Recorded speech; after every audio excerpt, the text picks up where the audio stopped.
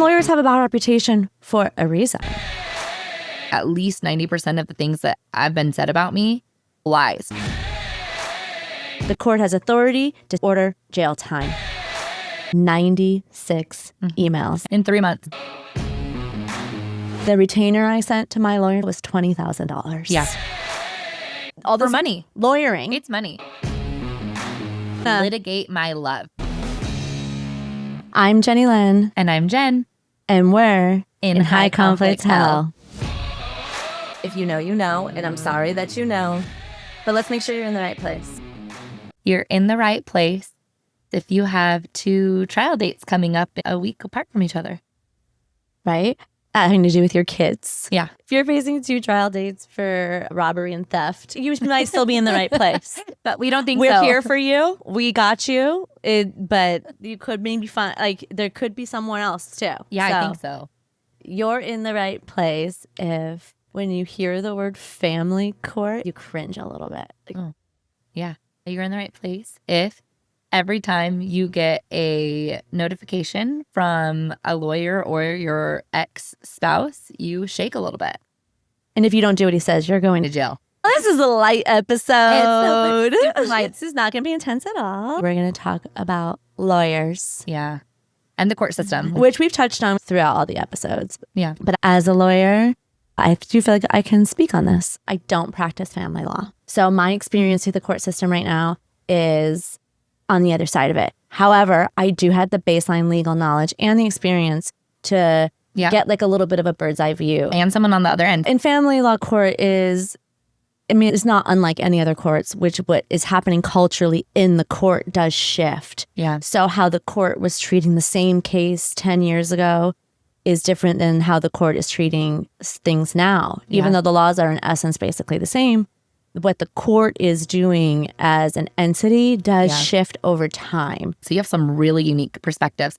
And I bring a different perspective because I'm, for all intents and purposes, a layperson. Yeah. I've got a high level of reading comprehension and shit-talking ability, but I am a layperson. Oh, yeah. Yeah. Ask all the men I've ever been with. Layperson. That would be not just one episode. That'd be 17 episodes. Honestly, I'm over the ridiculousness in the court. And if I could stand from the rooftops and shout all of this, I would. And this is my way of doing that. This is not just happening in Washington. It's happening all over the country. That the default is 50-50. Yeah. And I've heard from attorneys that it has helped a lot of women because men were weaponizing the court system against moms. Yeah. And just as a woman would claim that the father was an alcoholic or having abuse issues, when men were claiming this against women, they have to give it the same weight, and they should. But then women were wrongfully losing custodial time with their kids. I fully understand that doing this protected a lot of women. It also is really damaging a lot of kids, right? And where's the line between protecting women and damaging kids? I don't have that line. So they're trying to really make it fair across the board. And by doing that, there's an entire subsegment of those divorced kids that are in this exact situation. Yeah. Where there should not be a 50-50 split. By default, the court is not making that decision. And one parent is out for the other parent and using the kids then to punish them. Right. And once someone displays those kinds of tendencies, that can go Forever. on for years. Yeah. And so I will say, you have a much lighter heart about this stuff. Like you're able to joke about it. Yeah, I am. You really do a good job of cracking about it. Because if not, I might crack. And right? Yeah. And I was not as good about it. Yeah. Like I'm way easier cracking about your court case than I am about my own. Honestly. Yeah. No, none of this is funny. No, it's really not. It's not funny. We do take it very seriously, but we have to laugh our way through it because what are you going to do? We're not going to roll Don't over. laugh, I'll cry. Right. If we're not going to laugh, you're going to cry. Yeah. And we're going to stand up and we're going to say how that's really affecting our day-to-day parenting, how it affects our lives, our emotions, and our children. And all of our relationships around us. Touches every one of them. And I want to share, this is non sequitur, but well, that was a really big word. Could you define what non sequitur is? it's mildly related, but completely off topic. Non sequitur. So I am a ski instructor, and this last year, they took us over a cliff. far above my skill level and one of my closest friends. She's like, I'm not doing this. And I was like, I don't think we have a choice. We're going down this cliff. I'm laughing hysterically. I nearly pee my pants laughing so hard. Between scared and excited. Yeah. So I make it down. And my friend, when she gets down, she goes, it'd probably be a lot easier if I just laughed my way through things like this instead of scared over it. And that's how I approach most things. Look at this deep analogy. You're on the edge of the cliff and you have to go down and you're going to either laugh, cry, or pee your pants, but you just have to get down this hill. We're going to talk about lawyers. So Jenny Lynn and I talk about my ex-husband's lawyers because this attorney's approach is so incredibly heavy-handed. Well, his first email was a couple letters attached, a court case attached, some very serious threats attached to you. That was your first contact with this lawyer. Right. And it was aggressive out the gate. Yeah. So we talk about it a lot because first of all, I need the support. And Jenny Lynn has experience with this on the side of being a parent, and she is an attorney. Yeah. And so watching you go through it, I do have some very relevant firsthand knowledge, experience. A lawyer did it for me, not only the lawyer that I hired, but a friend who was a lawyer who held my hand. She's taking a couple of my phone calls now. That is just like the essence of who she is. And you don't find lawyers like that.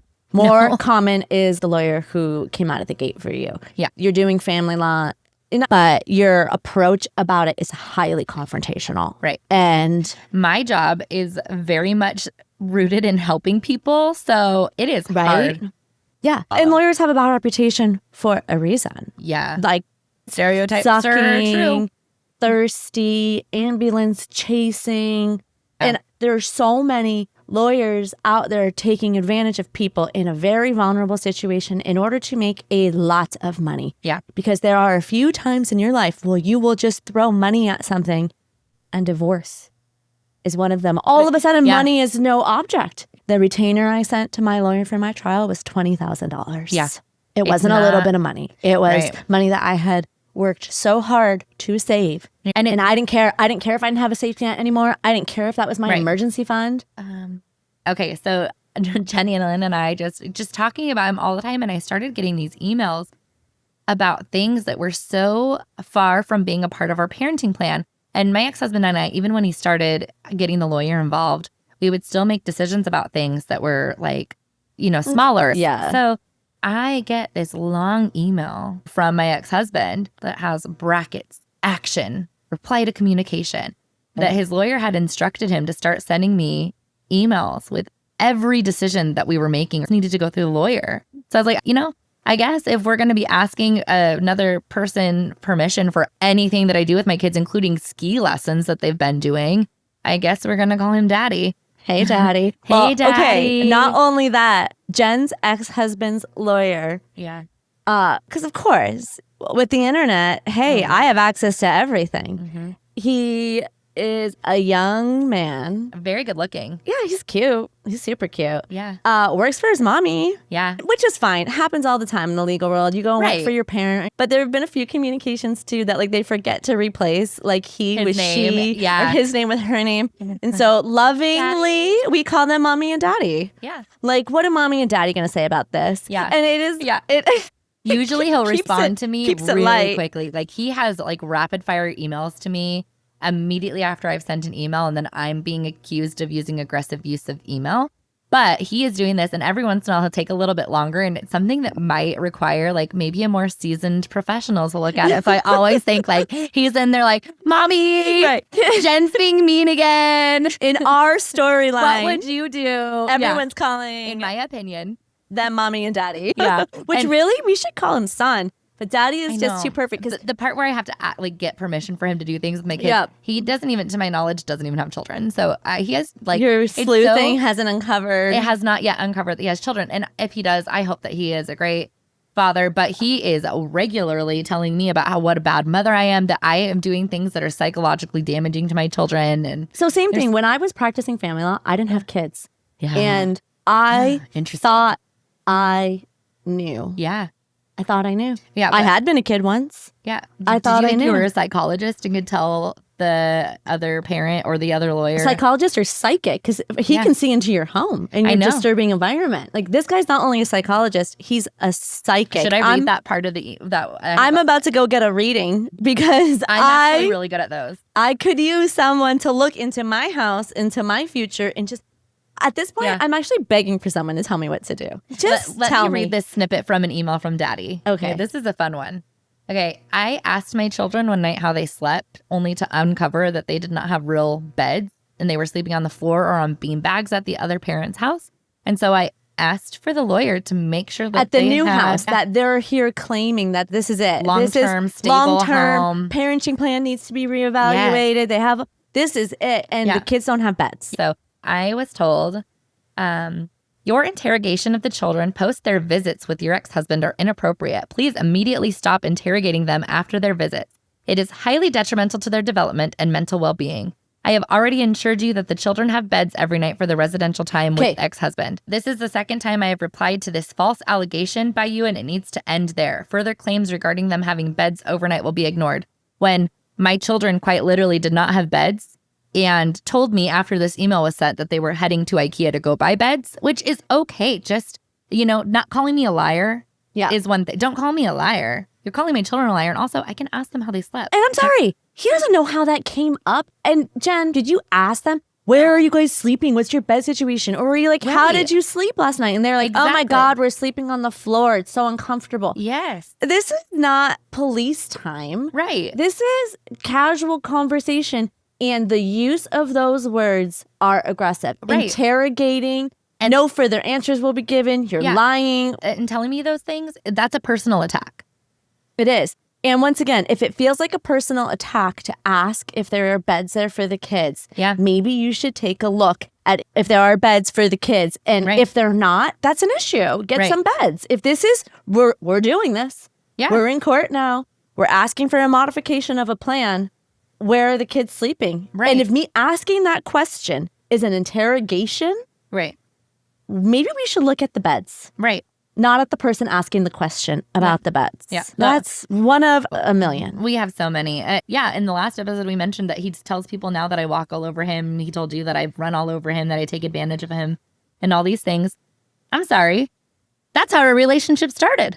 Right. Well, that's the ironic part, right? Is because he was literally taking advantage of you. You were 16? I just turned 17. He didn't have a car when we met, and he was in his mid-20s. Mm-hmm. He moved into my apartment, didn't pay for a thing. He didn't pay for food, electricity, rent. I'd just been legally emancipated from an abusive parental environment, and a 20-something-year-old man without a car moves in with you, or a job. Yeah. Yeah. I thought he had a car because on our first date, we took a car. Oh, he borrowed a car. It was his brother's car. I didn't know. Okay, that is literally red flag number one. First date. And first red flag number one should have been that he knew how old I was and asked me on a date anyways. Okay, and which in and of itself isn't completely red flaggish. Not in and of itself. It's all of a sudden when you're introducing the power dynamic of your kind of a vulnerable, you're not a victim, but you're a vulnerable young fresh girl who just got out of a very volatile situation. And 24, 25-year-old man, like, what are you doing hovering around that situation? Right. Who are you trying to convince something of? Like, are you trying to save someone? Yeah.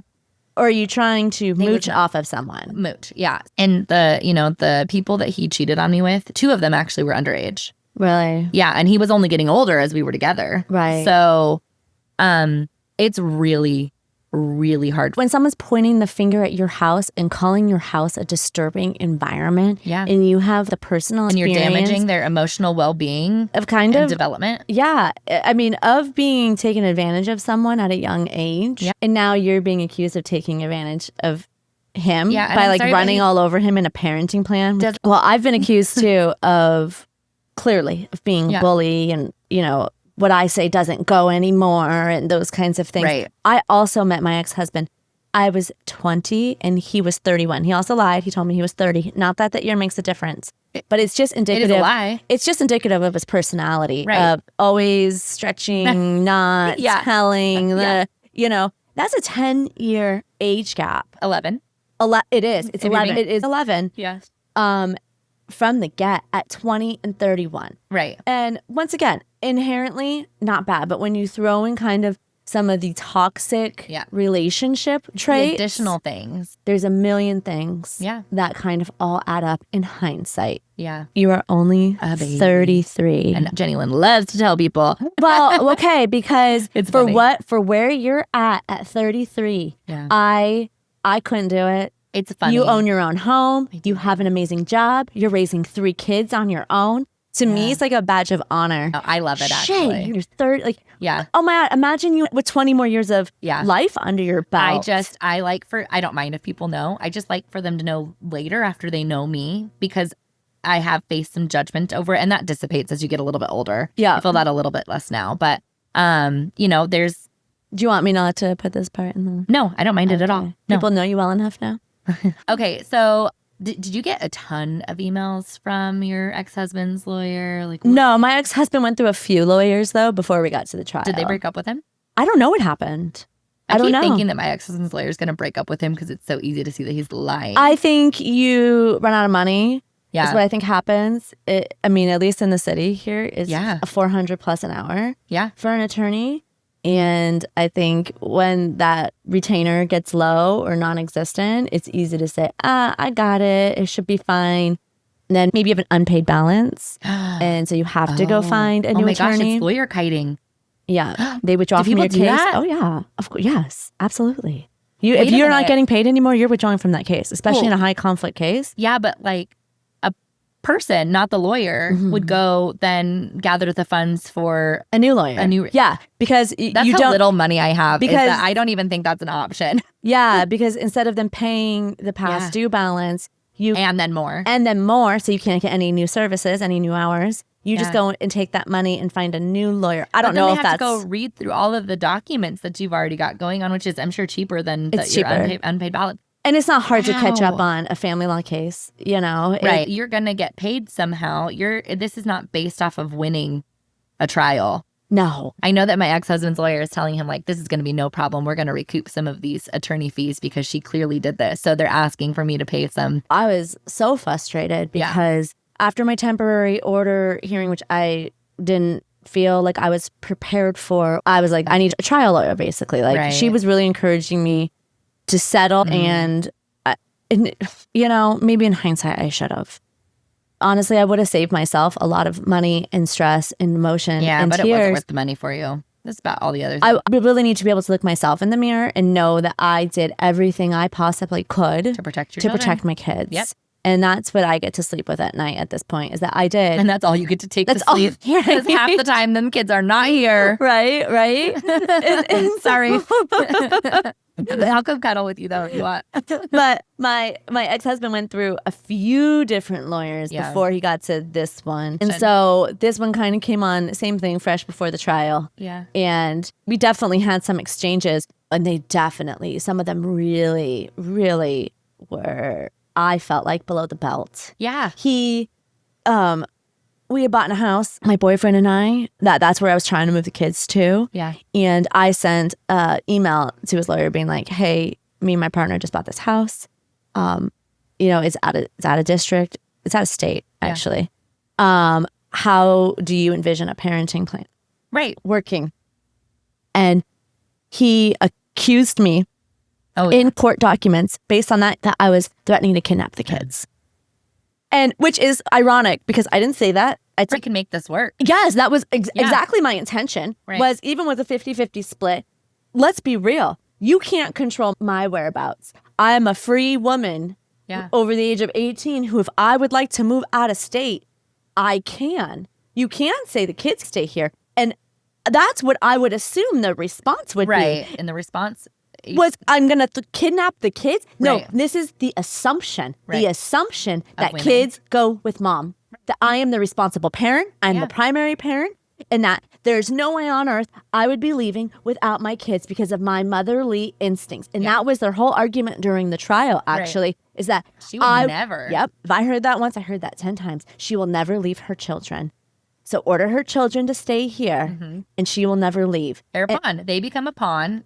And I was so upset because that was the order that was put in place. When they found that I couldn't move with my kids, They didn't do a parenting plan based on a 50-50 split with what I was saying, which I was moving. They put a plan in place with me right where I was, in the same state, in the same house. And I was like, I just spent 3 days telling you all how I'm leaving. Yeah. I'm not doing this. Right. And the judge in her ruling said, it was my attorney's idea. She thought it was important that I acknowledge that the threats against me were part of the reason why this was not an okay place for my kids. They recovered 5 firearms from him after explicit threats of gun harm to you. Right. Yeah, So anybody would leave. she thought that it was important that I acknowledge that that was a part Yes. of my request. I was hesitant because I didn't want that to be taken and used against me. And I'm not blaming my attorney. Yeah. I love my attorney, We all actually. just do what we Because are. I think, honestly, in my heart, I think she was right. I think it would have been a dumb, not good strategic move to get up there and pretend like all of this doesn't exist, because it does. But by acknowledging that all of this existed because it does, it was said she acknowledged that part of the reason she was moving was because of her own personal issues. I was like, what the hell? What the helly? This is fucked up. The part is that it actually doesn't matter what you say. It will be turned and used. Right. But for me to sleep at night, Yeah. and you weren't trying to take the kids from him. No, well, I was trying to remove the kids. Right, but you were not trying to take the kids from him. No, what I did think was that the schedule should not be 50-50. Right. That I did not think the kids should be spending that amount of time with my ex-husband. And there was an You had a incident. domestic violence restraining order. Yeah, but that's not even why. Well, I mean, it'd be a big reason for me. Because that's not enough. Yeah, And that's not enough to the court. And in the court's eyes, that has nothing to do with the children. Got it. Get it. Right. What was an alarming situation that happened was at the beginning of COVID. My ex-husband decided to take my son to an eye appointment, and he had all 3 kids. My youngest daughter was 4 at the time, and my middle daughter was 6. And the eye appointment, you have to go in the back room with the kid, because 9 at the time. Right. And he left my 4 and my 6-year-old in the car, in the parking lot, while he went in and had at least an hour eye appointment with my older kid. Yeah. The eye appointment was right outside of Seattle. It's called South Center. Yeah. So in a parking lot in South Center, he left a 4 and a 6-year-old girl. I was appalled, and he freely admitted it to the evaluator. And if you're admitting that that's the kind of parenting decisions you are making, what else are you doing? Right. This is not safe. Yeah. Like, and these are not kids that are almost old enough that maybe we could argue that they were okay to be by themselves. No. They were very squarely. And before they went to this appointment, I messaged him and I said, it looks like you have an eye appointment for our oldest kid. Let me take the other 2. Yeah. Nope, I got it. Right. Nope, I got it. And so during my trial, this came up. And once again, the evaluator said that she thought in the circumstances that it was reasonable. I'm sorry. Let me take your kid, your 4-year-old, put her in the back of a car in a parking lot for over an hour. And now you tell me under whatever circumstance you think, when other parent has offered as well. Right. You weren't stuck. You weren't in a bind. This wasn't an eye infection. This wasn't an emergency. Yeah. This was a routine eye appointment. Yeah. That had been planned ahead of time. That was, and someone reasonably offered to take the other 2. And instead of doing what was best for the kids, you chose to make a decision that put them in danger. And not even if someone breaks into the car and takes them. What if one of them falls in the car and breaks their arm or cracks their head? Yeah. And not to mention, you could have taken them in there with you and had them sit in the waiting room as an option. Well, you couldn't because it was COVID. Oh, yeah. That was the issue. So I knew. So when I got the reminder phone call, I knew this. I was like, you're not going to be able to take all 3 kids into the office. And above everything, my kid's safety is my number 1 concern. Yeah.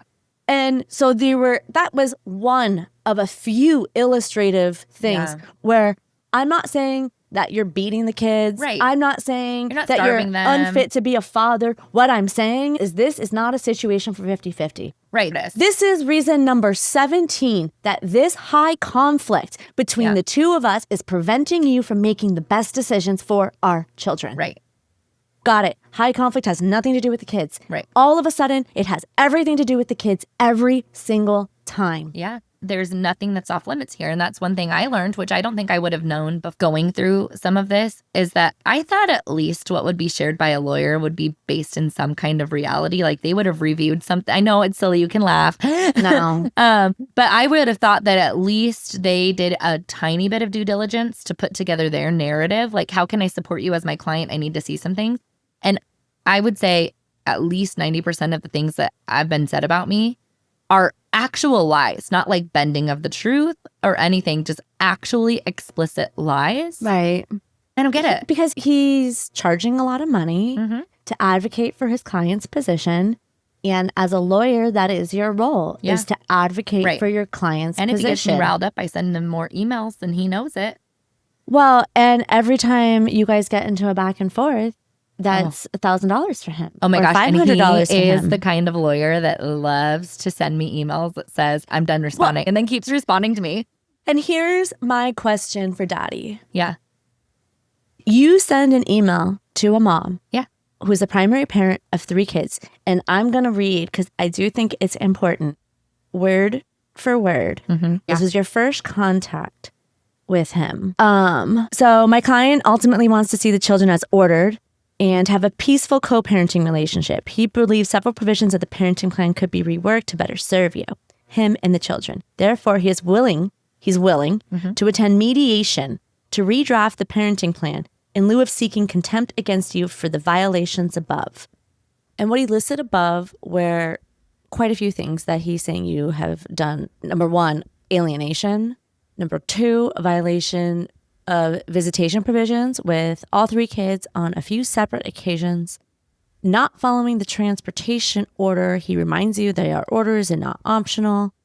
And then he goes on to remind you that his client has all the holidays, is usually flexible, but has the right to enforce it, aka take all the upcoming holidays so you don't see your kids. Let's be clear.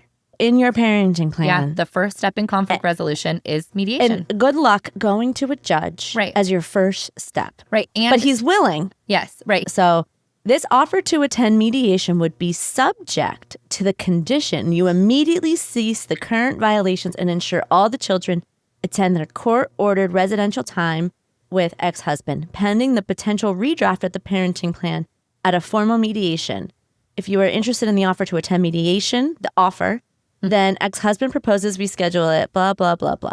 If continue to decline or to comply with the provisions of the final parenting plan, then ex-husband will have no choice but to file a motion for contempt against you. In a contempt action, the court has authority to sanction you, fine you, order you to pay ex-husband's attorney fees, and for serious contempt violations, order jail time. Yeah. Wow. That was the first contact with ever the attorney. And this is just funny. I got it 1 hour before I had a large speaking engagement that I was really prepped and ready for. And I saw the email and opened it, but I didn't really realize what it was. And as I was reading it, it started hitting me. So I called Jenny Lynn and I'm like, get over here right now. And so she comes and she reads it and she's like, it's okay. And I'm like, okay, I guess I've got to go freshen up. So I went through let's and be clear. I wasn't like, it's okay. Well, you told me I was going to be okay. I said you were going to be okay, but I was livid. I needed that. Livid. I needed for somebody. you because you were so upset. And I was like, no, this is number 1. This is not going to happen. Yeah.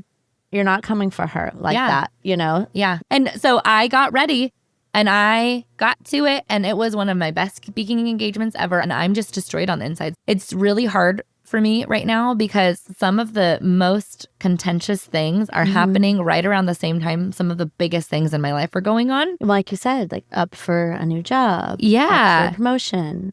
And it's hard because I'm like, oh my gosh, I'm in this part of my world. People think I am doing great. You are. And I'm actually dying inside. So this is great.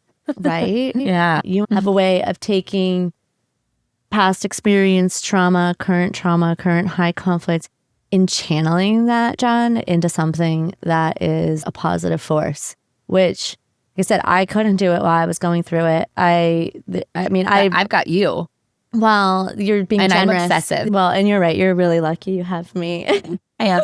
This is you. Yeah. This is your ability to really take a situation that most people would crumble under and turn it into a cookie. No. Oh, eat my cookie. Oh, you do an amazing job is what I'll say. I try to keep up. What? I do. Because I'm young. I'm sorry. It is because you're young and you have more energy. What? Okay, so what are some of, like, if you had to break down like the most intense interaction with one of your ex-husband's lawyers, like, is there something that sticks out to you in your mind? I mean, there was a few of them during our trial that I was really put off about. Yeah. But in general, I really tried to keep an arm's distance from his lawyer. And that's why I really wanted to hire an attorney myself. I didn't want to be dealing with Keeps him. you out of it. Like what you're doing. Because you do, if you're not represented, you do feel a sense of pressure. Yeah. Of emotional I can't pressure. afford a lawyer.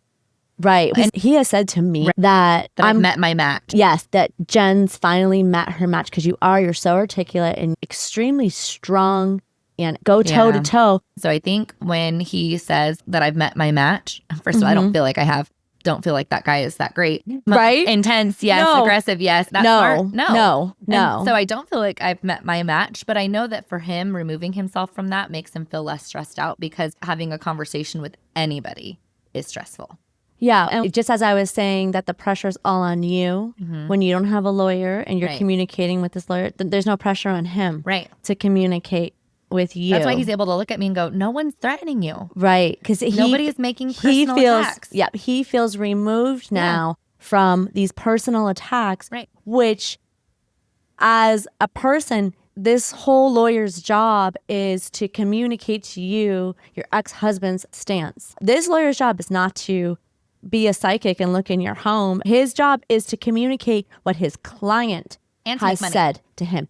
Well, not his job though. Right. That's the byproduct of his job is that he makes money from this. Well, so the other thing is that this could have all been avoided had he hired a lawyer, and the demand letter could have been, I believe the parenting plan needs to be adjusted. We need to go to mediation. That could have been his letter. And I would have said yes. I would have said yes. And you did say yes. I did.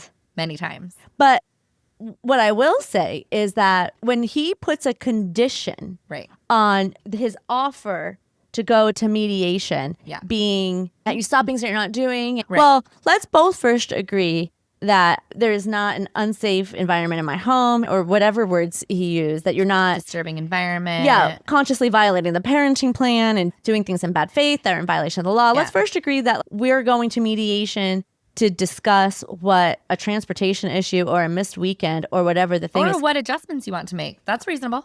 Right. I can do that. Absolutely. And so it's ironic to me that when he put conditions on mediation and you say, well, I will go to mediation. Yeah. My condition is that we are not going to be attacking me as a person and as a mom. Yes. That is an unreasonable condition of mediation. And now I've seen with my own two eyes at least a handful of times you saying, let's get mediation. Let's get mediation. And his response to you now is that is no longer an option. And you know what? He doesn't make as much money if you guys go to mediation and you're able to create a new parenting plan in mediation. He doesn't get a contempt hearing. He doesn't get a motion for adequate cause. And I can't imagine that the judge there does not suggest mediation at one of those hearings. So now, on top of being paid for mediation, he's also being paid for 2 court hearings. And how many emails has he sent you? 96. In 3 months. In 3 months, his lawyer has sent you 96 emails. Let's say he charges $400 an hour as an attorney bill in 6-minute increments. Okay. Which is $40 an email. Okay, at a minimum. Times 96. Yep. At a minimum. That doesn't include like reading through the email. $8,840. Plus that we know the contempt motion. That is just in emails. That doesn't include the 2 motions, the one for contempt, the one for adequate cause, the interrogatories he sent you. He had to file the petition for modification on top of noting the hearings and doing the declarations. and they're asking for a guardian ad litem in your case. Yeah. When you're requesting a guardian ad litem, there's going to be some back end work there, declarations from other people and other things that also go into it. But at a minimum, just in emails, at 6 minutes in email, if my math is right, and I'm not a mathematician. I can't believe you didn't use AI for that.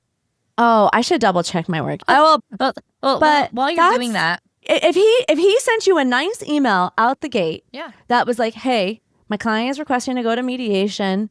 There's some issues around this topic, and this topic.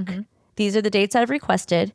That's not a 38 email sequence. Right. When you say your home is a disturbing environment, we're going to hold you in contempt. Your possible punishments are fine, in jail. That is an environment ripe for reaction. That's an environment ripe for a 38 email exchange. And let's be clear, nothing has changed. Absolutely zero has changed since email 1 through today. Right. Well, and here's an interesting thing. With your kids plan. Some background here is my ex-husband is a cheater. And because of his own actions, he made our oldest child, who was 12 at the time, aware of his cheating because he gave her an iPad that was logged into his Gmail and logged into his iMessage account. Oh, she had access to private messages between adults that she should not have had access to. Yes. And I don't have, he has the parental control set up. He bought the iPads. He set the iPads up. Yeah. And so. And this is not unique. I have personal friends who this has happened to as well. And when it happens, it's really upsetting. When I found out, she broke down. And my first call was to him. Yeah. So he immediately logs out and he and I talk about it. I say, can you tell me what she might have found? Because she's very upset. She showed me one of the things by accident. And this turned into her being more open about why she's so upset about getting kicked out of the ex-girlfriend's house. Right. That breakup. Yep. And then getting engaged and moving them in within months. And so she was very upset. And he knows all of this because for the last year, I have tried to talk to him about how upset our child is and how I think he could fix it. Right. And he knows this to be true. So when they demand... Wait, are these facts? These are facts. These are facts. Sue me for defamation. So when I'm talking to him about this, so when I get this demand letter that says that all of my children need to immediately resume their visits with their father, which they should. Yes. And she has been refusing. And he and I have talked about it. And he has told me in messages many times, it would not be okay for me to force her to come. She should stay with you. Okay. Now, this is clearly a heated situation. There are a lot of high emotions. Let's let things cool down. And I'm trying to talk to him about maybe things he could do and being very open with him because I want them to have this great relationship. Or at least a relationship. What that looks like between the two of them, that's between the two of them. Yeah. But you're definitely not inhibiting it. Right. And so then I go on after I get this demand letter to say, hey, you didn't want to force your kid to come with you. Where do you stand with that? So wait, after you got the letter accusing you of not following the parenting plan, being in contempt, alienation, you reach out to him in text message and say, hey, what's your plan What do you here? want me to do? What are you going to do? What do you want me to do? How are we going to force her to go? He says, no, you shouldn't do that. That you shouldn't force her to go. Yeah, he was like. In writing. Yeah, and I was like, you need to make sure that you say this to your lawyer because now I'm scared at this point that I will be in trouble for this. Well, not only that, he's saying I will go to jail. Not only that you will go to jail, but the only way they will agree to go to mediation, their offer of mediation is extended under the umbrella that this child immediately go with him. Yeah. So, okay, let's go to mediation. Right. What do you want that to look like? I'm not agreeing that I'm in contempt. Right. But if this is your first line of action. Which, by the way, and immediately I was like, as a parent, as a father, why is your first line of action, has he said, hey, let's go to therapy? No, and I actually have encouraged him to do that with her. I've encouraged him to take her off on her own, maybe on a trip, maybe to dinner, all these things, and nothing worked. It was only making things worse. Well, and so instead of saying, hey, I set this therapy appointment up, I'm concerned, I don't want this distance to grow anymore. Make sure she shows up. Yeah. Jen, mom, here at this time at this place. Yeah. I'm sorry, instead I'm going to spend that money and I'm going to hire an attorney to basically tell you, this is your fault. Yeah. this is your problem. If you don't immediately correct this. And I said to you, I was like, you need to write that attorney and say, hey, they should be in reconciliation therapy. Right. And so I went to him and I said, your client does not want to. You went to daddy. Yeah, to daddy. And I said, hey, your client does not want to force his oldest child to go because of the very serious issues that they've had go on. He says that he has talked to you about this and that we are all on the same page now. I want to ensure that I have this in writing, that this is not going to continue to further the issue. I would recommend that they go to reconciliation counseling. Yeah, why aren't they in therapy? And his lawyer keeps telling me, great, go ahead and schedule it. Great, go ahead and schedule it. I'm sorry. I'm going to schedule an appointment for a grown man that I... So his response, the lawyer's response to you was, you have by this date to October schedule. 17th. So read that part. Your ex-husband continues to have no idea what the alleged issue is between him and child. You saying, quote, he knows is not very productive, especially if you have no role in the alleged problem. He agrees that if you cooperate in enrolling her in reconciliation counseling and selecting a counselor by no later than October 17th, 2025, then he will not pursue contempt for the missed visitation. If you refuse, then he will pursue further legal action. The status quo of child not attending visits is not acceptable, and if she does not attend reconciliation counseling, then it is clear the issue is parental alienation, not any legitimate issue child has with her father. If you don't do this, the only... I can't. So I told him, I said, great, by October 17th, I expect that my ex-husband has this appointment scheduled. And so he finally stops demanding that I schedule an appointment. But says that my ex-husband will. Isn't this crazy? Yeah. That the problem was caused by... Him. It was brought to the forefront by him. And now if you don't do this, Jen, mom, the only other alternative is that you're alienating this child. And you're in contempt. That logic there is so stretched. Yeah. And I have seen messages from my ex-husband to my child confirming that he knows that he's done all these things to my kid.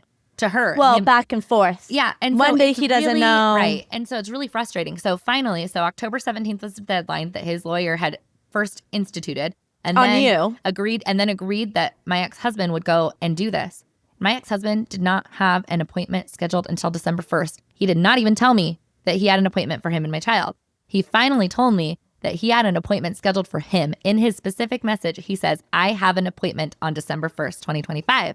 At 3 p.m. I said, great, is this just for you or is it for you and our child? And he refused to respond. And then the day before said, don't forget, we have an appointment tomorrow, because it's intentional. Everything is an intentional move. I asked actually 2 or 3 times to confirm if she was supposed to be there or not. Well, even if therapy is going amazing, Jen, the fact that the first line of let's solve this problem is 96 emails over the course of 3 months. And I know all those emails were not about getting them in reconciliation therapy, but that God, there were at least 10 about that. As a parent, I'm going to get this child to come here by strong arming. I'm not going to litigate my love. I'm not going to seek the professional help of somebody who specializes in parent-child relationships, strained parent-child relationships. Yeah. Even... my ex-wife is just crazy and she created all of this. Well, yeah, number one, that they're blaming you. Right. And number two... he did actually blame me for my ex-husband's infidelity at one point. Who did? Daddy, the attorney? There was an email that was something, I didn't pull it up, but something to the effect of, if she knows about it, it's your fault. Oh, yeah, I remember that message. That if she has, that these are adult issues. Yeah. And that if she has any knowledge of his cheating in this adult issue, that is because of the inappropriate behavior of you and what's going on in your house. Well, hey, psychic. Yeah. And then when we were talking about this email, I was like, just tell him, just write an email and tell him what happened and tell him how this happened. But that also didn't go well. Yeah, I did. And he was like, my client alleges that's not true. Yeah, and I'm like, you were asking what happened. Yeah. You're asking how it happened. You're saying if you can't provide some context about how this happened, then it's 100% your fault. You're the alienator. Oh, yeah. Now I'm providing that context. You're a liar. All this back and forth, all this money. Lawyering. It's money. I'm convinced it's money. I sent Daddy an email with the screenshot that my kid had sent me from her dad, where he was telling her that I'm a bully and all I do is take advantage of him. Your ex-husband sent a message, a written message to your oldest. Yeah. And so I sent it saying, to Daddy. Wait, what did it say? It said that your mom bullies me and she walks all over or takes advantage of me. And so I sent it to Daddy and was like, can you please ask your client not to talk about me like this to our children? I don't do this to him. And he has never, that's the only email that he has never responded to. And I followed up to it because this is happening a lot. He is talking about me poorly to the kids a lot. Well, at pickup the other day, when another one of your children, after Thanksgiving and after the debacle around there, and they came in and they're like, Dad's saying that you make it impossible for us to follow the parenting plan, blah, blah, blah. Yeah. Why are we talking about the parenting plan? Yeah, to my kids. And what do I have to do with this? Go outside. Go with your dad. Yeah. Leave me alone. Why is that his first line of response is that it's your fault? Right. And this is the facade that we're all living under, is that you're litigating and you're throwing accusations that are very, very intense about parents. And the relationship with your kids then turns into relationships with your adult children. Right. And we are all adults way longer than we are children. Right. And we have two ways of experiencing things. Once when we actually experience them, and then once when we reflect on those experiences. And those two things can go very differently. Yeah. How that experience happens and then our reflection of that experience. And so, I mean, lawyer up, say all the nasty things you want about me and my home environment and accuse me of talking. Like, we are losing sight of the plot here. Yeah. Like, these are our children. These are our children that we both love, we both care for, we both want lifelong relationships with. But now we have resorted to, it is in a court document in this contempt motion that he is demanding makeup time with the kids. But weeks ago, he didn't even see his kids for an entire weekend on his weekend. He has missed holidays that are his holidays and said at the end of within this time frame. Yeah. He's not exercising his time anyways. Yeah. So now he has filed a motion where he's asking for makeup time of, I think, a day and a half. Yeah. With one of your kids or and something. He's not even taking advantage of the time yet. And the next weekend, he didn't see the kids on his weekend. Didn't talk to him. Didn't see him. Grandma came and got them. They didn't hear from him, according to your kids. Not an interrogation. Just, wow, we didn't see Dad all weekend. I also drove to go pick them up. I was halfway to his address, which is almost 2 hours from me with traffic, because the court order is that I pick them up from his residential address. The only address that I've been provided to pick them up was there. At the new girlfriend's house. So I don't find out until I'm halfway there that Grandma actually still has them and is bringing them back. So I didn't even really know that they were with Grandma all weekend. I thought she was just picking them up, and maybe there was, I don't know. Even if they were at Grandma's, that he was there, he was coming, that they were all there or something. But no, that did not happen. And so you don't even keep me apprised of the necessary information that I need actually to maintain the parenting plan the way that I do. And you're yelling at my kids that I'm not doing. I also have many emails from his lawyer saying that if I don't know how to read the parenting plan, then I can go tell a judge that. If you don't know the definition of Friday at 5:30 p.m. until Sunday at 7:30 p.m., then you can go explain to a judge that you don't understand what that means. And it's just a way to be a bully. It's just a way to be he has a position of power. He has the knowledge that you don't. He's told you how to read. Yeah. Well, he's told you several times, you need to get a lawyer. Yeah. You need to get a lawyer. Educated. You need to get a lawyer. Yeah. You're educated, but not that educated, is the implication. Yeah, but you're not me. That's what he's saying. Well, yeah, that this would go way easier if you had a lawyer. Yeah. Okay, pay a retainer. Have your ex-husband pay a retainer for a lawyer. Yeah, would he like for that to happen so that those two can get in a pissing match and then we can both be in debt and our kids are not better off because of it? Because the two people that can make the best decisions for our children are he and I. Right. Not his lawyer, not a lawyer if I were to get one, not the judge, not anybody else. And if there's an issue with the plan, let's talk about the issue with the plan. And I still don't know what it is. Let's not talk about your home, his home, disturbing environment, parent alien. If you have an issue with the plan, let's talk about the plan. Yeah. But your ammunition is not things I've done wrong. You don't need to come at me and list the 17 things you feel like why I'm a bad mom. Yeah. To talk about the transportation portion of a parenting plan. The only thing you're doing is inciting a fight. Right. And well, like you said, that's how he gets paid. Right. But then I'm being told that's not what's happening. That's not what's happening. By your ex-husband. It's just your reaction. No one's been mean to you. Yeah. You were more professional. If you were more professional, if your skirt wasn't so short, you wouldn't have been touched inappropriately. If you weren't such a hussy You wouldn't have had to get an If abortion. you didn't dress like that, Yep. then those things wouldn't have happened to you. Always. And not comparing this to sexual assault. No, but it's always women. It's always the action of a woman results in the reaction of a man. It's such a part of our society that's how it works. And as humans, maybe we should evolve beyond like animalistic, hey, I see boob, I want boob. Maybe as a society, we can evolve. But I mean, that's like a whole nother. It has really high expectations. It's very high expectations. It's not happening on this podcast today. So in our situation, the lawyers aren't really involved anymore. Yeah. He does email my attorney. Yeah, my he ex-husband emails my attorney.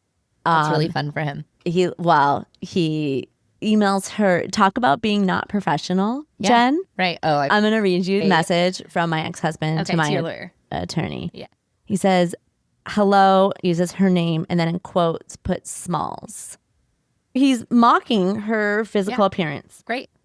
I'm trying to pay my share of a school trip and that I'm not answering any questions about an account or him going on this trip in general. This is a school trip that he's referring to. So he has all the same access to information that I do. I already had paid for the school trip. 50-50?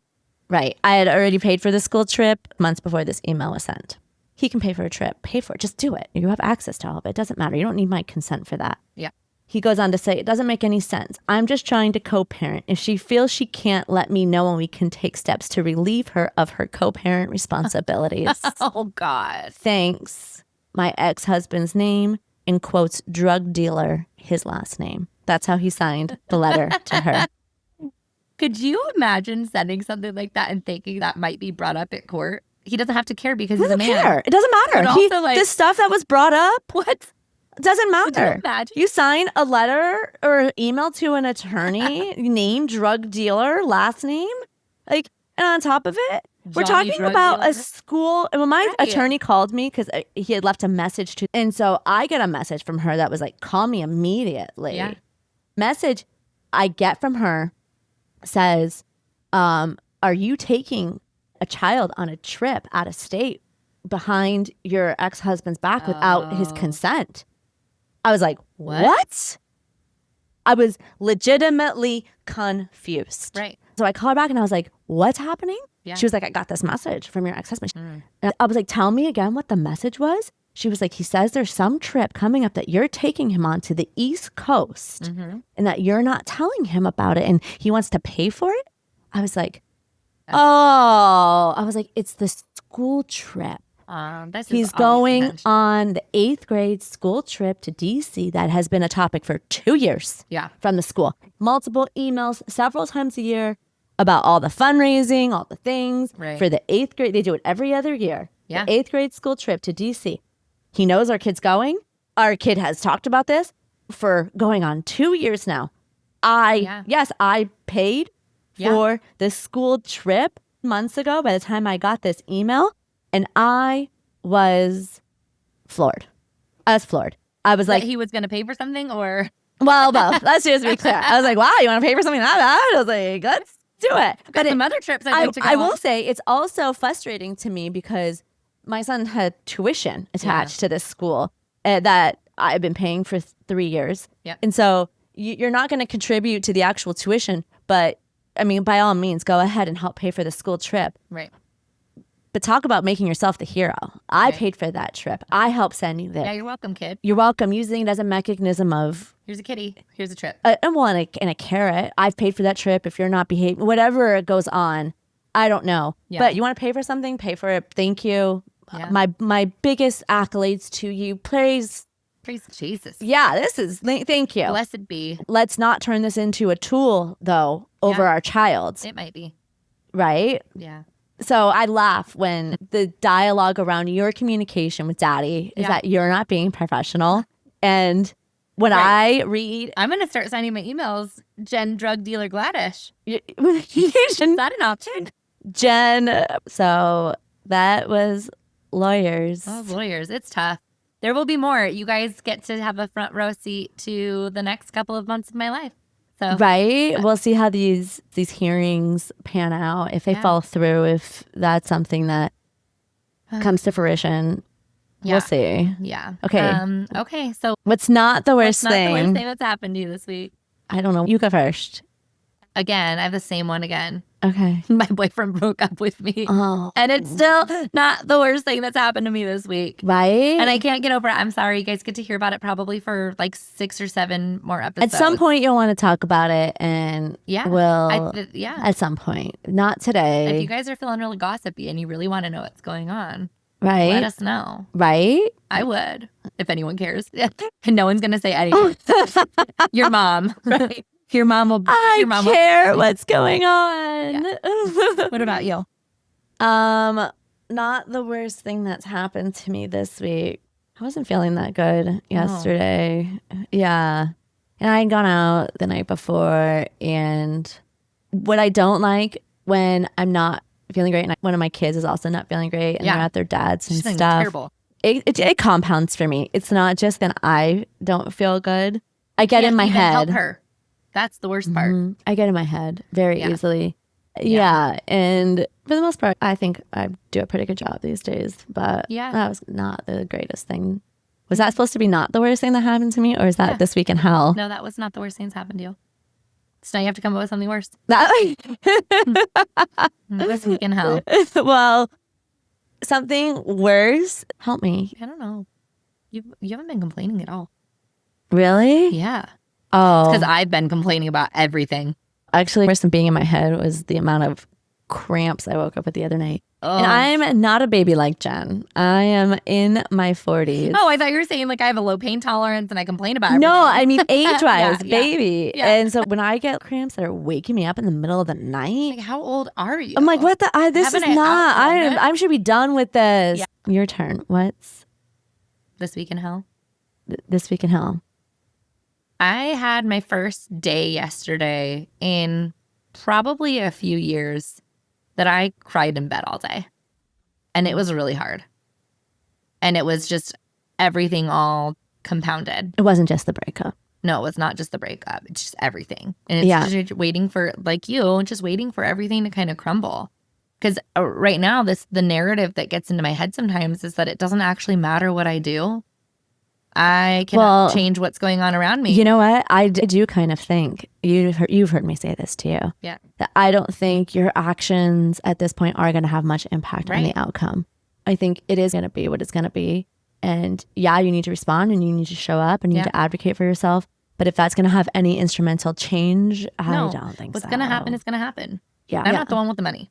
So all I have, which is what I've told his lawyer, is my integrity and honesty. And those are not things that those two people have. So yeah, well, and the way the court system's set up at this point is they're not giving that kind of, daddy holds power just by virtue of his position. Yeah. The court holds power just by virtue of their position.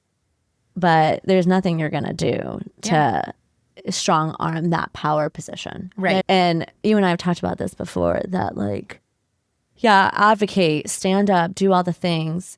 Yeah. But at the same time, don't die on a hill, because the hill at this point's a mountain, and you dying on that hill isn't going to change anything. Well, and he loves Mount Everest, this man, this lawyer. Oh, yeah. Everything is Mount Everest. He is. That is where I think my ex-husband's right, that I've met my match, is that we both seem like a couple of stubborn mules. So. Well, it's brutal. TBD. Yeah. I feel content today around those things. Yeah. My children love to be with me. I am a good mom. They love him. Yeah. They want to be with him. They don't like the situations that he's created. And that is not for me to dictate. And it wasn't your choice. No. So the idea that you can fix all this too is not a reasonable expectation. Yeah. There's no fixing. If I was going to create stability in his life, I would have helped him with that when we were married, and I tried. And you should see a therapist about that. So, Come find a new episode every Tuesday. Don't forget, subscribe, share. Bye. See ya. see you over the fence.